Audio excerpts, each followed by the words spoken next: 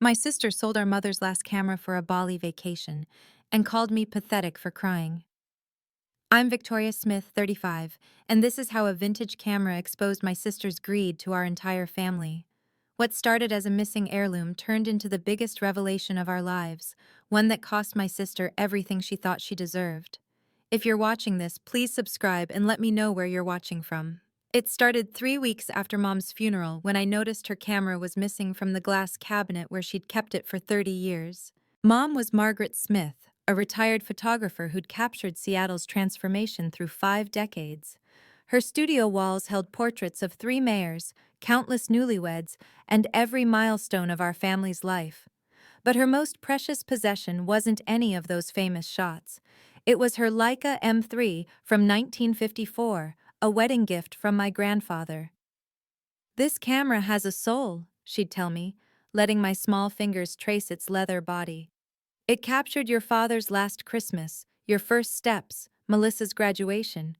Promise me you'll keep it safe." I was 12 when she taught me to load film, to feel for the perfect click of the shutter. Melissa never cared for photography. She'd roll her eyes when Mom talked about f-stops and golden hour light. But I treasured those Saturday mornings in the darkroom, watching images bloom in developer fluid like magic. The cancer took Mom quickly. 3 months from diagnosis to goodbye. In her final week, she gripped my hand with surprising strength. "The camera, Victoria. Don't let anyone take it away. It holds more than you know." I thought she meant the memories. God, how wrong I was. After the funeral, I became the unofficial keeper of Mom's studio. Melissa took the jewelry without asking, claimed Mom's car, because I need it more, but I didn't fight. I only wanted that camera. So when I walked into the studio that Tuesday morning to find the glass cabinet door ajar and the red velvet cushion empty, my heart stopped. The Leica was gone. The cabinet lock showed no damage. Only family had keys. My hands shook as I called Melissa. "The camera's missing." "What camera?" Her voice was distracted, dismissive. "Mom's Leica. From the cabinet." A pause. "Oh, that old thing? Maybe I moved it. Check my Instagram from yesterday." My fingers fumbled with my phone as I opened Instagram. Melissa's profile blazed with her usual curated perfection: yoga poses, smoothie bowls, motivational quotes about living your best life. Yesterday's post stopped me cold. There she stood in designer sunglasses, holding a fan of $100 bills. The caption read, "Turning old junk into paradise. Bali, here I come. Hashtag blessed. Hack travel goals. Marie Kondo." But it wasn't the money that made my stomach drop. In the background, barely visible on a pawn shop counter, sat Mom's Leica. I called her immediately. "You sold Mom's camera?" "Relax, Victoria." I could hear her getting her nails done, the buzz of the salon in the background. It was just sitting there collecting dust. That was Mom's most precious. "Mom's dead." Her words cut like glass. "She doesn't care about some musty camera anymore. I needed the money for my trip. Self-care is important." "You had no right." "I had every right. I'm her daughter too. Besides, you kept the studio. I kept nothing. You took her jewelry, her car." "Practical things, not some ancient camera that probably doesn't even work." She sighed dramatically. "Look, if you're so upset, go buy it back. Harrison's Pawn on Pike Street. Though honestly, Victoria, you're 35. Maybe it's time to stop living in the past." The call ended. I sat in Mom's empty studio, surrounded by her photographs, feeling like I'd failed the one promise she'd asked me to keep. The morning light streamed through the windows, the same golden hour light she'd taught me to recognize, now illuminating nothing but dust motes and betrayal. I grabbed my keys. Harrison's Pawn opened at 10. I had $800 in savings. It would have to be enough. I refreshed Melissa's Instagram obsessively on the drive to Pike Street. More posts had appeared overnight. A screenshot of her Bali booking, 5-star resort, 2 weeks, ocean villa. The price tag made me sick, $5,000. Another post showed her shopping bags from Nordstrom. New vacation wardrobe, can't show up in Bali looking basic. The comments poured in from her followers. Yes, queen. You deserve this. Living your best life. Nobody knew where the money came from. I called her again. This time she picked up with irritation. What now, Victoria? $5,000? You got 5,000 for Mom's camera? 3,000, actually. The rest came from selling some other stuff from the studio. What other stuff? Just some old lenses, a light meter, boring equipment. Harry gave me a good deal for the lot. My chest tightened. Those were vintage pieces. Mom collected those for 40 years. And now they're funding my healing journey. Mom would understand. She always said life was for living. She said life was for remembering. That's why she took pictures. Melissa laughed, sharp and dismissive. God, you sound just like her, always so dramatic about things. It's just stuff, Victoria. Stuff doesn't matter. Experiences matter. I'm creating memories. You're erasing them. I'm moving forward. You should try it sometime instead of living in that dusty shrine you call a studio. Her voice turned cruel. Maybe if you weren't so stuck in the past, you'd have a life worth living. A husband, kids, something other than dead woman's junk. The words stung exactly as she'd intended. Where did you get the key to the cabinet? Mom's key ring, from her hospital bag. You're not the only one who visited her, you know. She hung up, leaving me gripping the steering wheel, knuckles white. I met Melissa at our usual coffee shop on 3rd Avenue. She breezed in 20 minutes late, yoga mat under one arm, iPhone in the other hand, live streaming her morning vibes. Hi, loves. Just meeting my sister for coffee. She's having a crisis about some old camera. She flipped the phone toward me. I turned away. Can you not? She ended the stream with air kisses. You're so uptight. That's your problem. My problem is you stole Mom's camera. I didn't steal anything. I took what was mine to take. She ordered an oat milk latte, extra foam. We're both her daughters. Her stuff is our stuff. That camera was specifically... What? Specifically yours? Show me where Mom wrote that down. She smirked. You can't, because she didn't. You just assumed, like you always do. I need the pawn shop receipt. Why? So I can buy it back. She laughed, actually laughed. With what money? Your teacher's salary? Victoria, that camera was worth $3,000 because it's vintage. Harry's probably asking $4,000 to resell it. I'll figure it out. You're 35 and still crying over things. She pulled out her phone, scrolling through Bali resort photos. This is what matters, living, experiencing, not clutching some dusty camera like it's going to bring Mom back. Just give me the receipt. She tossed a crumpled paper across the table. Here, knock yourself out. But honestly, you need therapy, not a camera. This attachment to objects isn't healthy. I smoothed out the receipt. Harrison's pawn, 1 Leica M3, 3 Zeiss lenses, 1 Seconic light meter, total paid $3,000. The lenses alone were worth $2,000, I said quietly. Then Harry got a deal. Good for him. She stood, yoga mat swinging. I have a flight to catch tomorrow. Try not to spiral while I'm gone. Harrison's pawn sat between a nail salon and a check cashing place, its windows full of guitars and power tools. The bell chimed as I pushed inside, breathing the musty smell of other people's surrendered dreams. Harry Harrison stood behind the counter, 70 years old, with hands that had handled 40 years of desperate transactions. His eyes softened when he saw me. You're Margaret's daughter, the older one. You remember her? Hard to forget a woman who knew the difference between a Summicron and a Summilux lens. He studied my face. You look like her, same eyes. My sister sold you her camera yesterday. I know. His expression shifted, uncomfortable. The Leica M3, beautiful piece. 1954, matching serial numbers.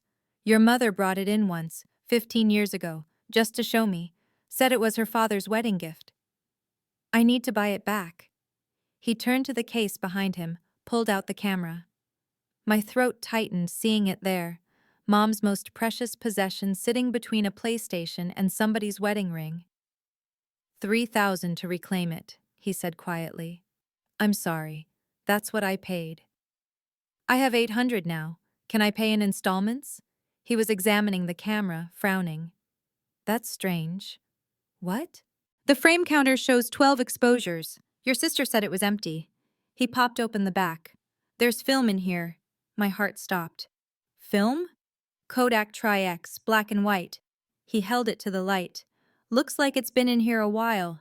Maybe 3, 4 years based on the leader condition. Mom had been sick for 3 months. This film was from before her diagnosis. Ma'am. Harry's voice was gentle but urgent. You need to see this immediately. If this is what I think it is, your sister might have sold more than she knew. If you've ever had a family member dismiss your feelings or take advantage of your kindness, hit that subscribe button. I'm curious. What would you have done in my situation? Let me know in the comments below. And trust me, what happens next will make you rethink everything about family loyalty. Because what Harry and I discovered when we developed that film changed not just my life, but the entire future of our family's inheritance. Let's get back to that moment in the pawn shop, where everything was about to shift. Harry locked the shop door and flipped the sign to closed. I've got a dark room in the back, he said. Haven't used it in years, but developer doesn't expire if stored right. We worked in red-lit silence, the familiar ritual Mom had taught me. Developer, stop bath, fixer. The film strip emerged like a message from the grave. 24 frames. Harry hung them to dry while I studied them through a loop. 23 photos were family shots. Mom's last healthy Christmas. Melissa and me at her studio. The cherry blossoms at the International District. Normal memories. Frame 24 was different. That's a document, Harry said, adjusting his glasses. It was a photograph of a handwritten paper, Mom's distinctive cursive filling the page. At the top, Codicil to Last Will and Testament of Margaret Chen Smith. My hands shook as I read through the loop. Dated 6 months after her original will. Properly witnessed by 2 signatures I recognized, her doctor and her attorney's paralegal. The corporate seal of Davidson and Associates was clearly visible. This is legal, Harry whispered. This is a binding modification to her will. The key paragraph made my knees weak.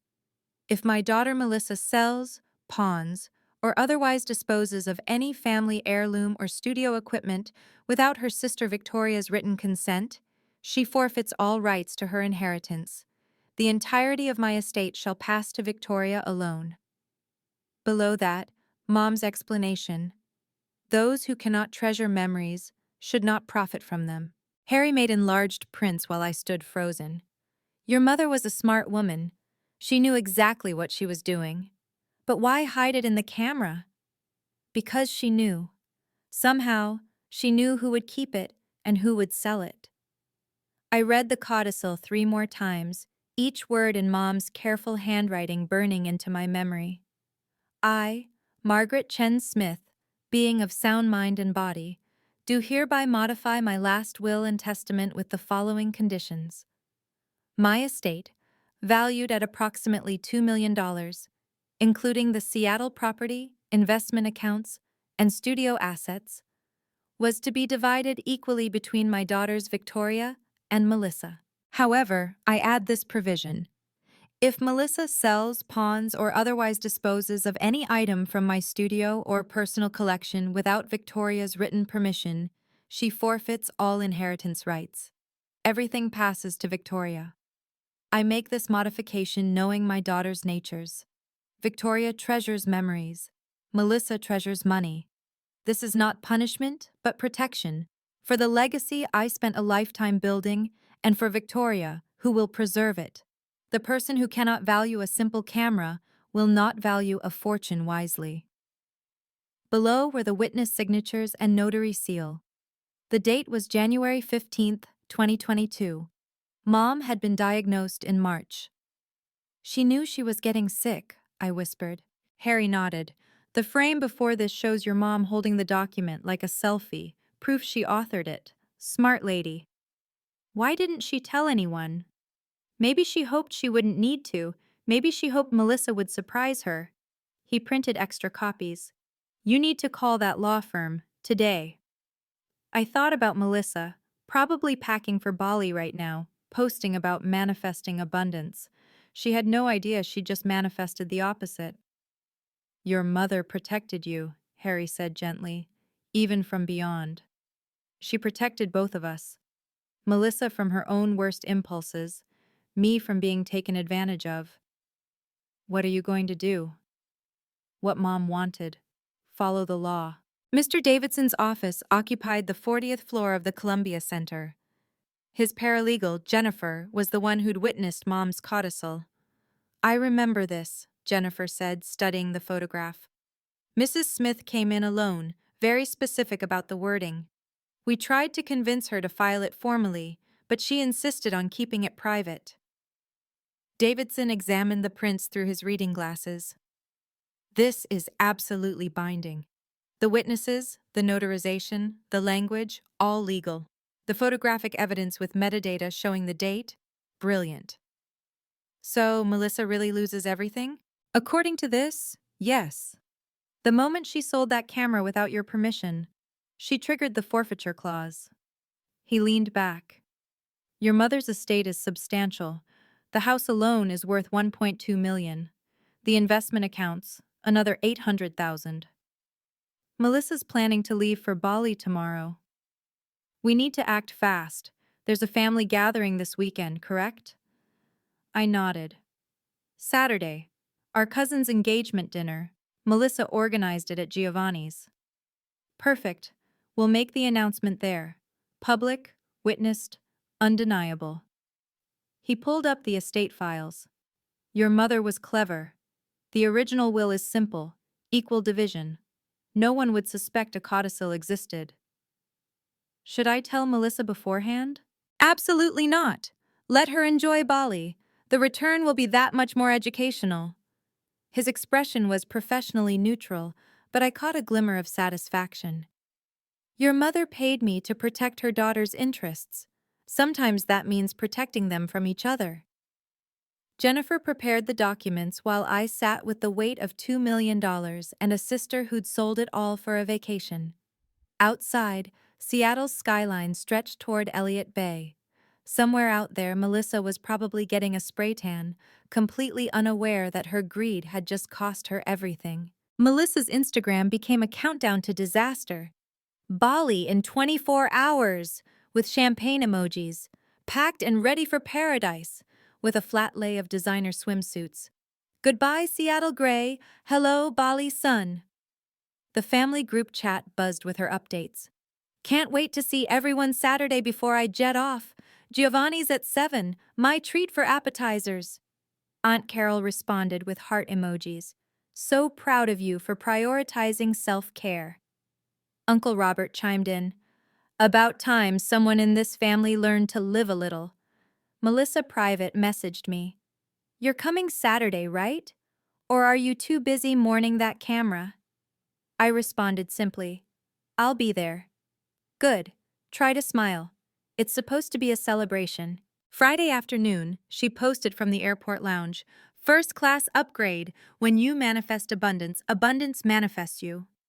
The comments poured in, her friends gushing about her glow-up and boss babe energy, nobody questioning where a retail salesperson got money for a first-class ticket to Bali. She called me from the gate. Victoria, I've been thinking. Oh? When I get back, we should clean out Mom's studio, sell everything, split the money. It's not healthy, keeping all that stuff. We'll discuss it when you return. I'm serious. I found a company that does estate sales. They think the studio equipment could bring in $50,000. Melissa, board your plane. You're so weird about things. Mom's gone, Victoria. We're alive. We should act like it. Have a safe flight. Whatever. Oh, I left the dinner arrangements with Giovanni's. Don't embarrass me by crying about Mom at the table. She hung up. In 12 hours, she'd be in Bali. In 36 hours, she'd learn what her vacation really cost. Giovanni's hummed with Saturday night energy. Our family commanded the private dining room. 30 relatives gathered around a massive table. The crystal chandelier cast golden light over white tablecloths and wine glasses. Melissa had texted from Bali all day. Beach selfies, infinity pool shots, sunset cocktails. Living my best life while you're all in rainy Seattle. I arrived early, placing my bag carefully on an empty chair. Inside, the enlarged photos, the pawn receipt, and documents from Davidson's office. Family trickled in. Aunt Carol air-kissed me. "Where's your sister?" "Bali." "Good for her. That girl knows how to live. You should take notes." Uncle Robert joined us, bourbon in hand.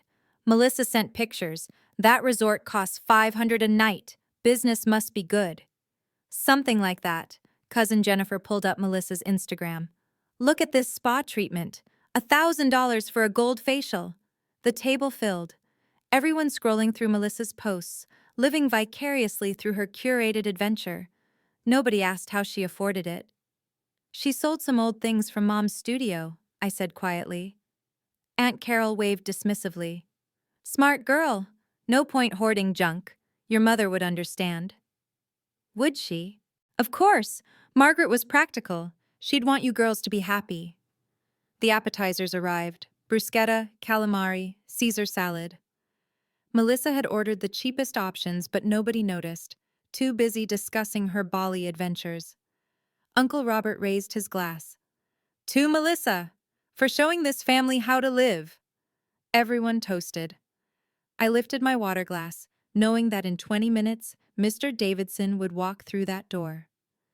"Victoria, you look tense," Aunt Carol observed. "You should try yoga or therapy. This obsession with your mother's things isn't healthy." "Actually, I have something to share about Mom's things." Before I could continue, Uncle Robert's phone buzzed with a video call from Melissa. He propped it against the wine bottle so everyone could see. "Hi, family." Melissa appeared in a silk robe, tropical flowers in her hair. "Missing you all from paradise." The table erupted in greetings. She gave a virtual tour of her villa, the marble bathroom, the private plunge pool. "This is what happens when you stop living in the past and embrace abundance." "Tell them how you afforded it," I said. Melissa laughed, bright and dismissive. "I told you, Victoria. I sold some junk from Mom's studio. That old camera, some dusty lenses, turned clutter into paradise." "Mom's Leica," I clarified. "Her father's wedding gift." "Here we go." Melissa rolled her eyes dramatically. "Everyone, prepare for Victoria's guilt trip about sentimentality." The relatives chuckled uncomfortably. Aunt Carol patted my hand. "Honey, it's just a camera." "Exactly," Melissa continued. "Victoria's still crying about it. Can you believe it? I'm 32, she's 35, and she's sobbing over a piece of metal. Because it meant everything to Mom. Mom's dead."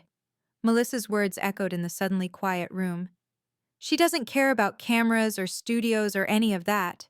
But Victoria wants to turn Mom's workspace into some creepy shrine." Uncle Robert cleared his throat. "Melissa's got a point. You can't live in the past." "See?" Melissa gestured at the screen. "Everyone agrees. Victoria, you need help. This hoarding tendency, this obsession with objects, it's not normal." Jennifer nodded. "My therapist says holding on to deceased parents' items can prevent proper grieving." "Thank you," Melissa practically shouted. Finally, some sense. I did Victoria a favor, forcing her to let go. The table murmured agreement. I sat quietly, watching the door. I stood slowly, my water glass catching the chandelier light. The room quieted. "You're right, Melissa. Mom is dead." My voice was steady, calm.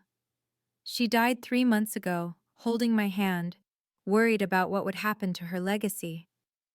"Oh God, here comes the martyrdom," Melissa sighed from the screen. "No martyrdom, just facts." I pulled out the pawn receipt. "You sold Mom's Leica M3 for $3,000, plus her vintage lenses, her father's light meter, items worth $15,000, sold for $3. So? I needed quick cash. For a $5,000 vacation." Aunt Carol shifted uncomfortably. "Victoria, what's your point?" "My point is that Mom knew this would happen." I pulled out the photographs. She knew Melissa's nature, so she planned for it. The table leaned forward. On screen, Melissa's smile faltered. "What are you talking about?" "The camera you sold? There was film inside. Undeveloped film from 3 years ago. So? 23 family photos and one document. I held up the enlarged print. A legal codicil to Mom's will. The room went silent. Even the background restaurant noise seemed to fade. Melissa laughed nervously. "You're making this up." "Mr. Davidson doesn't think so." As if on cue, the door opened. Davidson entered in his navy suit, briefcase in hand, Jennifer beside him with a folder of documents. The family turned to stare. On the screen, Melissa's face had gone pale beneath her tropical tan. "Good evening," Davidson said formally. "I'm here regarding the estate of Margaret Chen Smith." Uncle Robert stood. "What's going on?" "There's been a development regarding the inheritance." Melissa's voice cracked through the phone speaker. "Victoria, what did you do?" "Nothing. Mom did everything. 3 years ago." Mr. Davidson set his briefcase on the empty chair with deliberate precision. The leather clicked open like a judge's gavel. "Who invited you?" Melissa's voice pitched higher from the phone. "Your sister. As executor of your mother's estate, I'm obligated to inform all beneficiaries of significant changes." "What changes? The will was read 3 weeks ago." "The will was. The codicil wasn't." He pulled out a manila folder, thick with documents. "Your mother created a modification to her will 3 years ago. It was discovered this week." Aunt Carol frowned. "Hidden? That seems suspicious." "Not hidden, preserved, in a place your mother knew would reveal itself when necessary." Davidson adjusted his glasses. "Mrs. Smith was quite specific about the conditions." "This is bullshit," Melissa shouted. "Victoria's trying to steal my inheritance." "Actually," Davidson's voice remained professionally neutral, "you forfeited it yourself." The room erupted. Uncle Robert demanded explanations. Aunt Carol accused me of manipulation. Cousins whispered behind hands. On screen, Melissa was standing now, her paradise villa forgotten. Davidson raised a hand. "If I may continue?" The chaos settled into tense silence. "The codicil is legal, witnessed, and notarized." Jennifer here was one of the witnesses. His paralegal nodded confirmation. "It includes a specific forfeiture clause." "What kind of clause?" Uncle Robert demanded. Davidson opened the folder. "Shall I read it to the family, Ms. Smith?" Melissa's face filled the screen, no longer bronze and glowing, but pale with growing fear. "This isn't happening." "I'm afraid it is." Davidson pulled out the document. "With your permission, I'll read the relevant section." I nodded. Around the table, 30 faces turned toward Davidson, their celebration dinner transformed into a tribunal. Davidson's voice filled the private dining room with courtroom gravity. "Codicil to the last will and testament of Margaret Chen Smith, dated January 15, 2022. If my daughter Melissa sells, pawns, or otherwise disposes of any family heirloom or studio equipment without her sister Victoria's written consent, she forfeits all rights to her inheritance. The entirety of my estate shall pass to Victoria alone." The silence was absolute. Forks suspended midair, wine glasses frozen at lips. "The estate value," Davidson continued, "is approximately $2 million. Someone gasped. On the phone screen, Melissa had gone white. "This is fake," she screamed. "Victoria created this."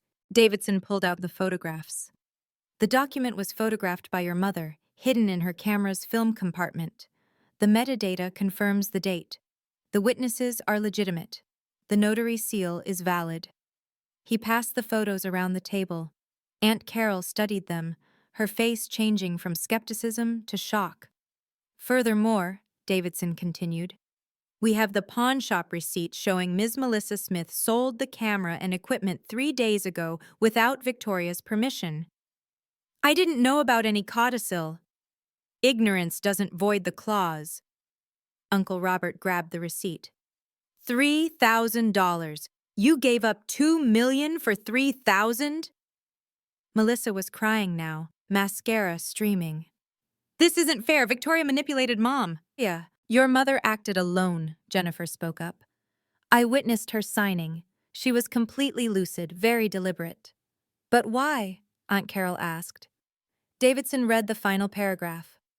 Those who cannot treasure memories should not profit from them. I make this provision knowing my daughter's natures. The family turned to stare at the phone screen where Melissa stood in her $500 a night villa, the infinity pool glittering behind her like a $2 million mistake. Can you imagine the look on her face? If you think people should respect family heirlooms and not just see dollar signs, give this video a thumbs up. And if you want to know exactly how much this vacation really cost my sister, keep watching. The number will shock you. Because what happened next in that restaurant, with 30 family members as witnesses, would change everything about how our family saw both of us. Let me tell you about Melissa's complete meltdown and the unexpected support that came from the last person I expected. Melissa's scream shattered the restaurant's dignity. You planned this! You knew about the codicil! I found out 3 days ago. When I developed the film you left in the camera you sold. This is fraud! I'll sue! She grabbed her phone, shaking it at the screen like she could reach through and strangle me. You were always Mom's favorite, always the perfect daughter with your art degree and your sensitive soul. Melissa, Davidson interrupted, the document is legal. Contesting it would be expensive and futile. I don't care, I'll fight this. She was standing in her villa, paradise crumbling around her. That camera was half mine. The studio was half mine. According to your mother, ownership required stewardship. Davidson's tone remained steady. You demonstrated the opposite. By taking a vacation? By living my life? By selling your mother's most treasured possession for quick cash, Uncle Robert said quietly. Everyone turned. He was studying the pawn receipt. $3,000, Melissa. You sold your birthright for $3,000. It was just a camera. No, Aunt Carol spoke up, surprising everyone. It wasn't. I remember Margaret with that camera. Every family event, every milestone. She taught Victoria photography with it. So what? So you knew what it meant, and you sold it anyway. Melissa turned her fury back to me. You're going to give me my half. I know you. You're too soft to keep it all. The law says otherwise, Davidson interjected.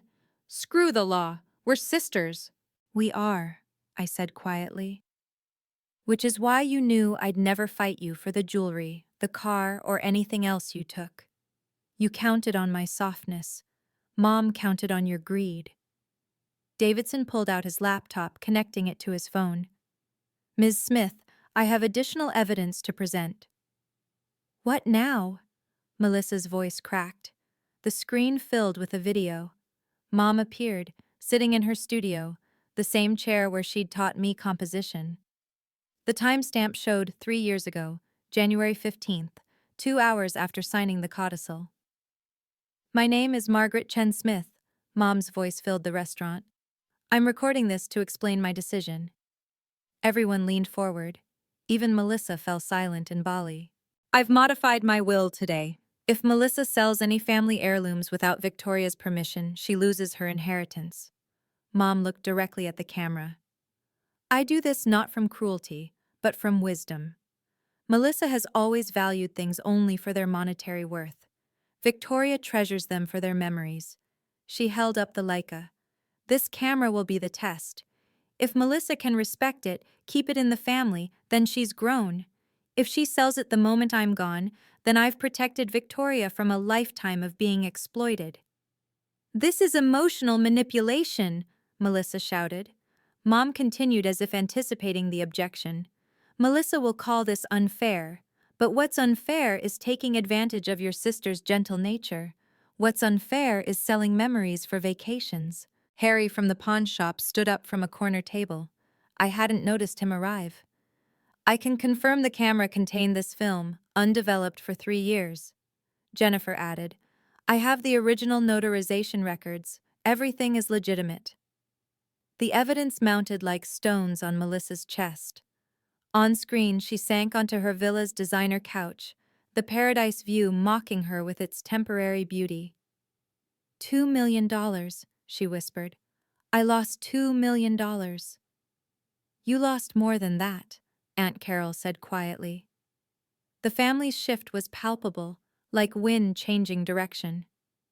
Aunt Carol pushed back her chair, moving from Melissa's empty seat to sit beside me. Margaret knew, she said softly. She knew exactly who her daughters were. Uncle Robert set down his bourbon. Melissa, how could you sell your mother's camera? You just toasted me for it, Melissa shot back. You all said I was smart to live my life. We didn't know you sold something precious for vacation money, Cousin Jennifer said. We thought you'd saved or gotten a bonus. You all encouraged me. We encouraged you to heal, to travel, Aunt Carol's voice turned cold, not to pillage your mother's legacy. One by one, the relatives turned their backs to the phone screen. The symbolic rejection was devastating. Melissa watched her family literally turn away. You're all hypocrites. You wanted me to be successful. Successful, not heartless, Uncle Robert said. That camera captured every family memory. Your first birthday, your parents' anniversary, your father's funeral. Victoria's being just as selfish keeping everything. Victoria tried to buy it back, Harry spoke from his table.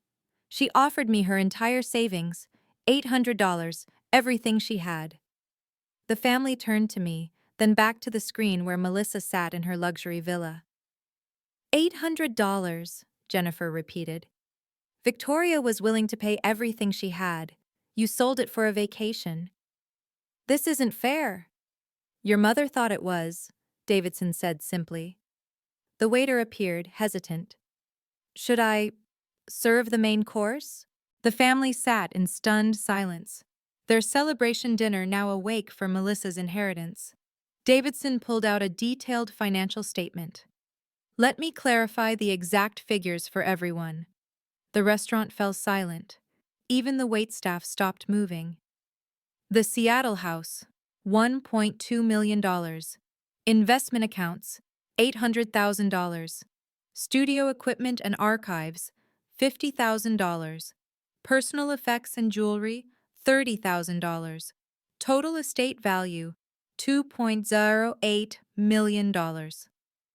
I get nothing? Melissa's voice was hollow. Correct. Furthermore, you owe the estate $3,000 for the items you sold, as they weren't yours to sell. I spent it all. The trip, the clothes, the deposits. Your $5,000 Bali vacation, Uncle Robert calculated aloud, cost you $1 million inheritance. Plus the family trust, Aunt Carol added. How can we trust you now? Davidson continued. The house transfer will take 30 days, the accounts, immediately. Where will I live? Melissa wailed. I've been staying in Mom's house. That's Victoria's decision now. Everyone looked at me. I met Melissa's eyes through the screen. You have 30 days to find alternative housing. You're kicking me out? I'm following Mom's wishes. For a camera! All this for a stupid camera! No, I said firmly. For what the camera represented.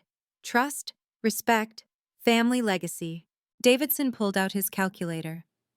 Ms. Smith, if you'd invested your inheritance conservatively at 5% annual return, you'd have earned $100,000 per year. Your vacation cost you $100,000 every year for the rest of your life. The math hung in the air like a guillotine. Melissa grabbed her phone, frantically calculating. No, this can't be happening. Your mother knew, Davidson said quietly, that someone who'd sell a $3,000 camera would squander $2 million. Melissa's transformation was instant. The confident influencer dissolved into desperate tears. Victoria, please. I'm your sister, your only sister. I know. I'll pay you back for the camera. I'll get a loan. It's not about the money. Then what? What do you want? She was on her knees in the villa, designer robe pooling around her. You want me to apologize? I'm sorry. I'm so sorry. Are you sorry for selling it or sorry you got caught? Both. Neither. I don't know. She sobbed harder. I already paid for everything. The hotel, the flights, the excursions. $15,000 total. I maxed out my cards thinking I had inheritance coming. Aunt Carol gasped. You spent money you didn't have yet? I thought it was guaranteed. Nothing's guaranteed, I said quietly. Mom taught us that. Please, Victoria. I'll change. I'll respect Mom's things. I'll help you preserve the studio. You called it a dusty shrine yesterday. I was wrong, I see that now. I see. Uncle Robert shook his head. You see it because it cost you millions. Melissa turned desperate. What about my life? My job barely covers rent. I needed this inheritance. You needed it, I repeated. Not treasured, not valued, needed. Isn't that enough? Mom didn't think so. You're really going to do this? Take everything? I'm not taking anything. I'm receiving what Mom left me. It's the same thing. No, it's not. You took when you sold that camera. I'm accepting what's given. Melissa's sobs echoed through the speaker. Paradise surrounded her. Infinity pool, ocean view, tropical sunset, all of it now a monument to her catastrophic greed. I stood, my voice carrying the same calm strength Mom had shown in her video. Melissa, I'm not giving you money from the inheritance. You can't be serious. Mom gave you a choice. You made it. I pulled out a business card. This is Dr. Chen, a family therapist. If you want to repair our relationship, we start there. Therapy? I need money, not therapy. You need both, but I'll only help with one. This is cruel. No, boundaries aren't cruel. Mom knew if she'd given you the money outright, you'd waste it. You're proving her right. What about family loyalty? What about it? You sold our mother's most precious possession and called me pathetic for caring. The room nodded in agreement. Melissa was alone on her screen, isolated in paradise. I'm establishing the Margaret Smith Photography Scholarship, I continued. $50,000 a year for underprivileged students. Mom would want her money creating artists, not funding your Instagram lifestyle. You're giving my inheritance to strangers? I'm giving Mom's money the respect you never gave her memory. Melissa tried one more time. What would Mom say if she saw you abandoning me? I pulled up Mom's video on my phone, forwarding to a part Davidson hadn't shown. Mom's voice filled the room again. Victoria will feel guilty. Melissa will use that guilt. Don't let her. Love doesn't mean enabling destructive behavior. Sometimes the most loving thing is to let someone face consequences. The video ended. Melissa stared from her screen, defeated. Your return flight is Thursday, I said. Your 30 days notice starts then. I'll help you find an apartment, but I won't pay for it. This isn't over. Yes, it is. Mom made sure of that. Melissa's grief transformed into rage. She grabbed her phone, swinging it wildly around the villa. I'm recording this. All of you. The whole world will know what you did to me. What we did? Uncle Robert stood. You sold your mother's camera. I'll post this everywhere. I have 50,000 followers. They'll destroy you, Victoria. She was already typing, her fingers flying across the screen. Family betrayal. Sister steals inheritance. You'll be cancelled. Post it, I said calmly. Post the whole story. Tell them about the camera. I will. I'll tell them you manipulated a dying woman. The video proves otherwise. I'll sue. I'll get lawyers. I'll fight this for years. Davidson interjected. Any lawyer will tell you this is ironclad. You'll waste money on a case you can't win. I don't care. I'll make your life hell, Victoria. She stood, designer robe flying, and knocked over a champagne glass. It shattered on the marble floor. You think you've won? I'll contest everything. I'll claim Mom was senile. She wasn't, Jennifer said firmly. I witnessed her, sharp as ever. You're all in on it. Melissa grabbed a vase, raising it threateningly. This conspiracy!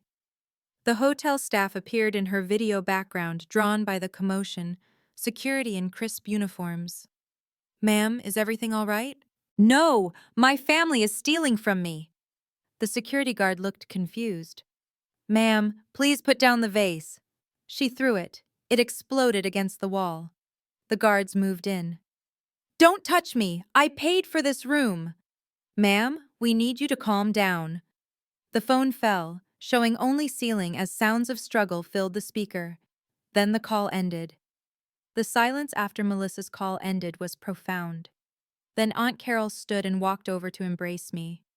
"Your mother would be so proud." One by one, the family rose. Uncle Robert clasped my shoulder.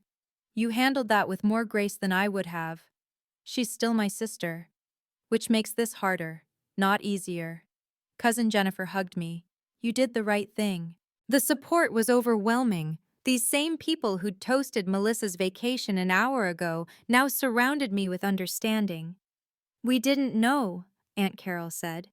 "We thought Melissa was finally healing from grief." "She was spending it," Uncle Robert added grimly. Harry approached from his corner table. "Your mother was a wise woman. She knew this day would come." "How?" Jennifer asked. "Because Melissa had done it before," Harry revealed. "Years ago, your mother came to my shop looking for her father's watch. Melissa had pawned it.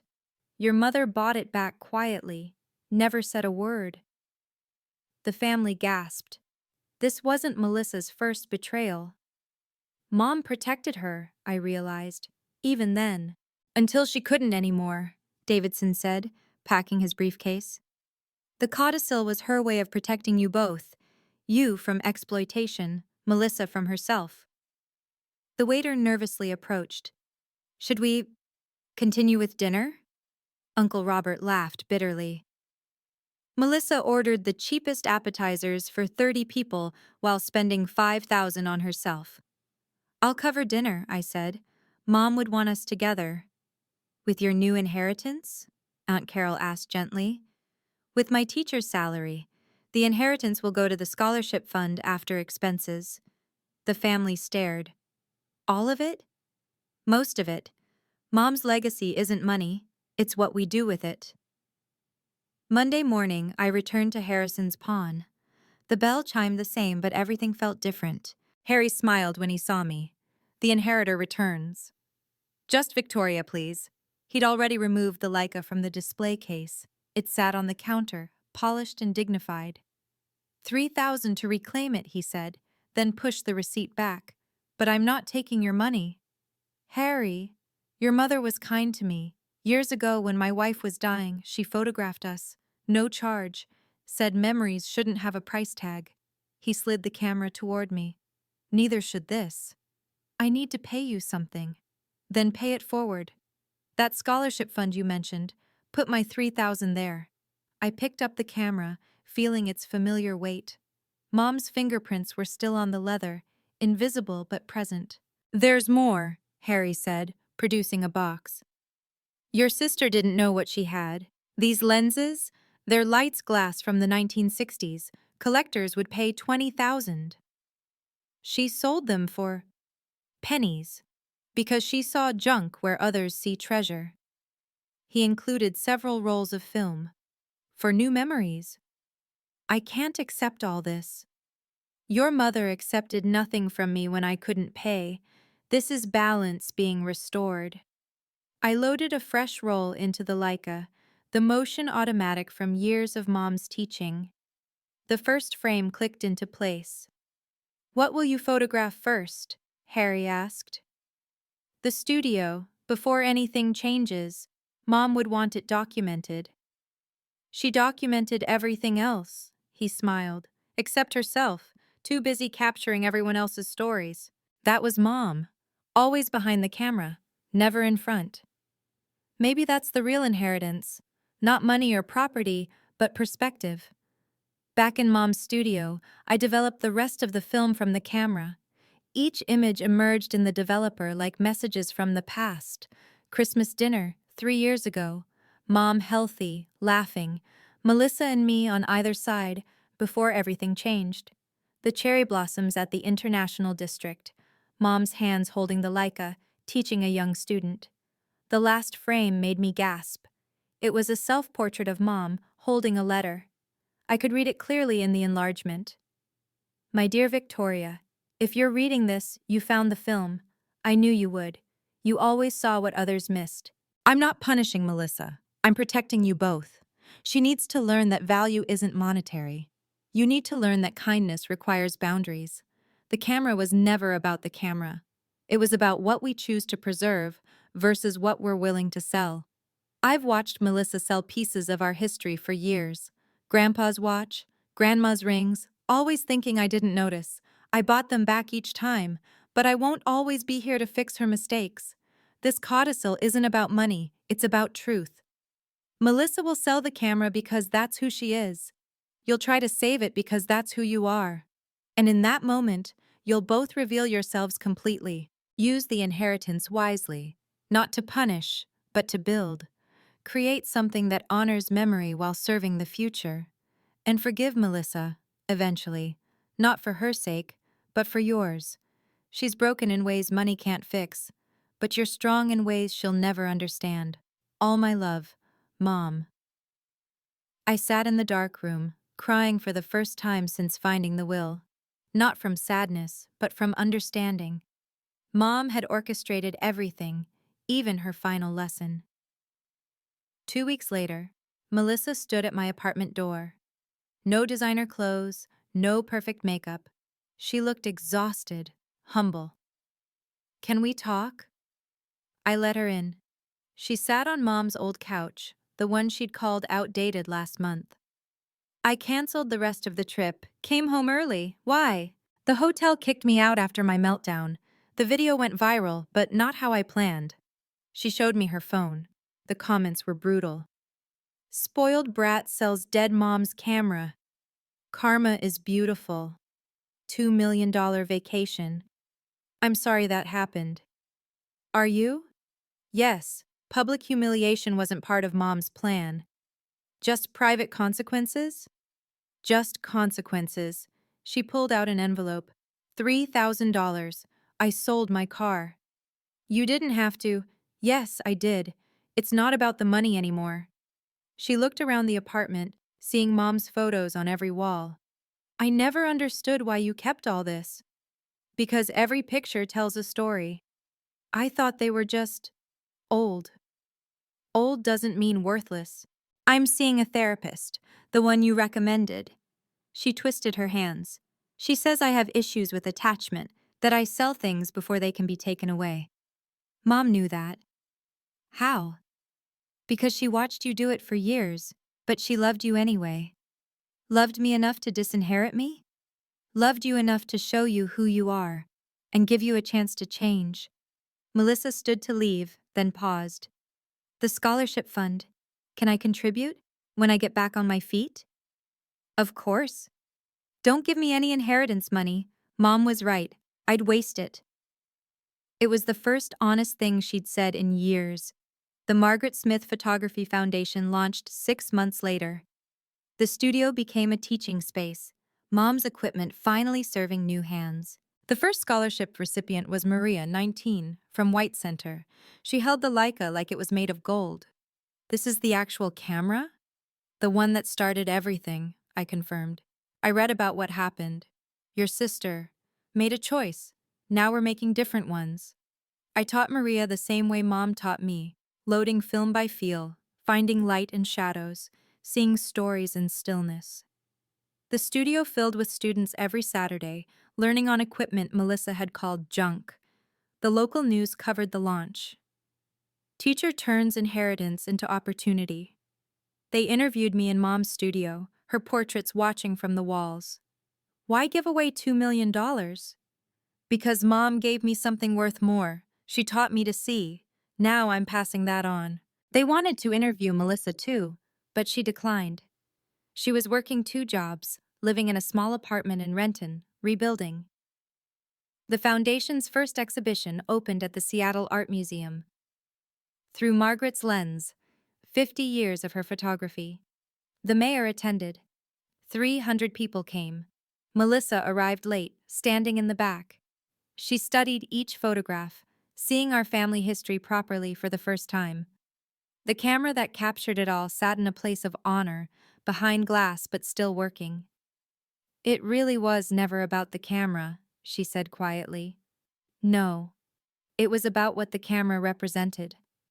I sold our history for a vacation. You tried to, but history isn't that easily erased. She pointed to a photo of us as children, both holding Mom's hands. Can we get back there? Forward, not back, but yes, we can get somewhere new. 6 months later, I visited Melissa's apartment in Renton. One bedroom, simple furniture, no Instagram-worthy corners. Real life instead of curated perfection.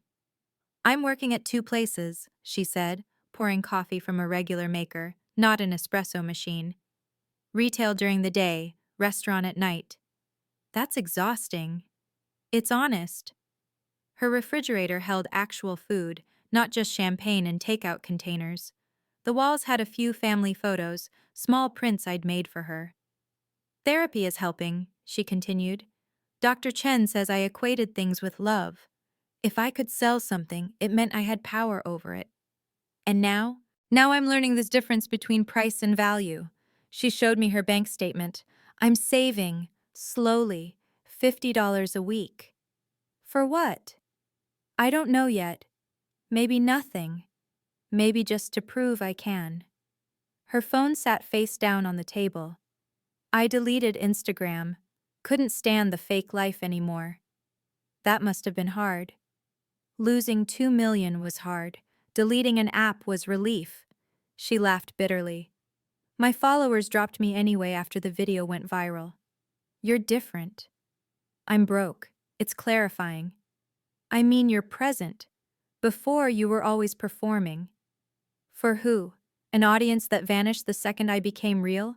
She refilled our cups. Mom saw through it all. She saw through everything. The codicil, she knew I'd sell the camera. And knew I'd save it. A test we both passed by being ourselves. Melissa met my eyes. I'm sorry, not just for the camera, for years of taking advantage. I know. Can we build something new? We already are. Mom's first death anniversary arrived with spring rain. The family gathered at the cemetery, then Giovanni's again, the same private room, different energy. Melissa arrived on time, wearing simple black, no designer labels. She sat quietly, no phone in sight. I want to share something, she said when everyone was seated. The table tensed. Last time she'd spoken here, she'd been in Bali, raging. I wrote Mom a letter. She pulled out a handwritten page. May I read it? Aunt Carol nodded cautiously. Dear Mom, I sold your camera. You knew I would. You planned for it. I hated you for that trap. Now I understand it wasn't a trap but a mirror. You showed me who I was, someone who knew the price of everything but the value of nothing. Her voice stayed steady. I lost $2 million. I gained something harder to measure. Truth. Victoria keeps teaching with your equipment. I'm learning to keep anything. She folded the letter. I'm sorry. To Mom, to Victoria, to all of you. Uncle Robert spoke first. That took courage. No, it took losing everything to see anything. I stood. I have something too. I pulled out the Leica. Melissa, would you take a photo? Of all of us, together? She froze. I don't know how. I'll teach you, like Mom taught me. I showed her how to hold it, to frame the shot.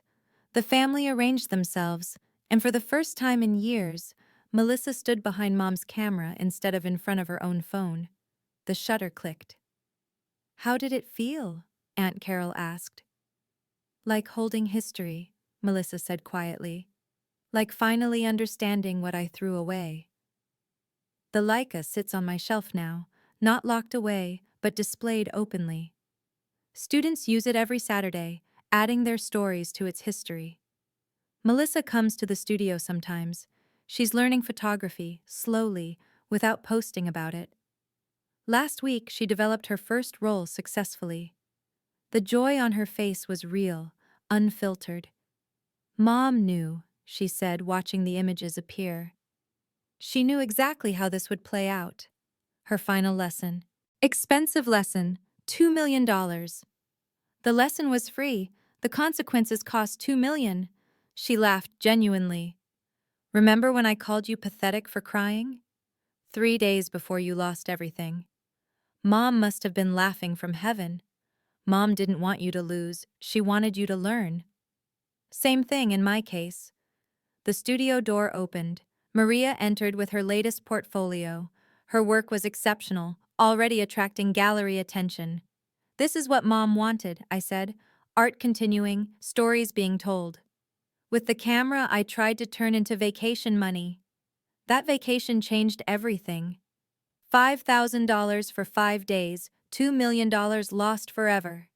Melissa helped Maria set up the enlarger. Best worst decision I ever made. Because? Because I finally see what you and Mom saw. That some things can't be bought back once they're sold. The afternoon light slanted through the windows.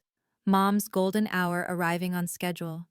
3 women in a dark room, developing pictures, developing ourselves. The real inheritance wasn't money, Melissa said. What was it? Perspective. Mom gave you resources to share it. She gave me consequences to find it. And now? Now we both have what Mom actually left us, the ability to see value beyond price tags. The Leica clicked again, capturing another moment that money couldn't buy. Thank you for watching my story. If you've learned something about setting boundaries with family members, please share this video with someone who needs to hear it. What would you have done? Forgiven immediately or stood your ground? Let me know in the comments. And remember, it's okay to love someone from a distance when they don't respect you. Subscribe for more stories about standing up for yourself with grace and dignity. Sometimes the most valuable inheritance isn't money or property.